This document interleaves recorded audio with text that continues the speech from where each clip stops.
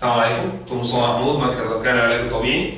كنا ابتدينا سلسلة الظهر اللي بيوجعك، واتكلمنا في الحلقة الأولانية ازاي بتشيل حاجة وأفضل وضعية ليها، وإن أنت ما تشيلش حاجة وأنت قاعد على الكرسي لو كانت حاجة تقيلة. الحلقة التانية بنتكلم بإذن الله بالنسبة للناس اللي بتقعد على الكرسي لفترات طويلة، إيه أفضل حاجة ليه؟ وشكل الكرسي المناسب ليه إيه أصلا؟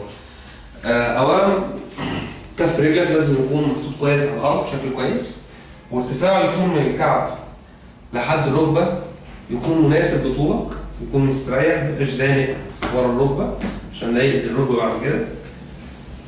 والعمق بتاع الكرسي يكون مناسب لطول من ركبتك لحد آخر الحوض، ماشي؟ بحيث إن أنت مناصتك تبقى لجوه، ما يبقاش الكرسي زانق ورا ركبتك، يكون في مسافة زي عندي كده. النقطة التانية بقى مهمة بالنسبة لظهرك، إن أنت لما تقعد كده ما تزحلقش وسطك بالشكل ده زي ما ناس كتير بتعمل، أو ما تبقاش متاخد وسطك لناحية وميل ناحية دايما، أو ما تحطش رجل على رجل دايما في نفس الناحية، لا، لو هتحط رجل على رجل يبقى شوية يمين وشوية شمال تبدل.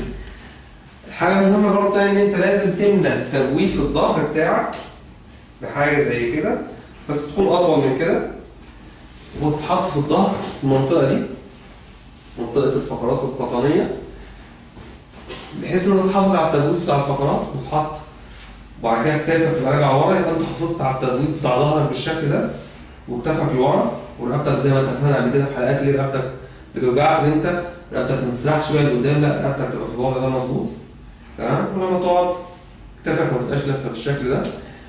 وفي نفس الوقت الكرسي نفسه اتكلمنا على ارتفاعه والعمق بتاعه، وان الظهر بتاعه المفروض يبقى ارتفاعه مناسب برضه لطولك، تمام؟ دكتور مصطفى محمود، مركز أركان العلاج الطبيعي.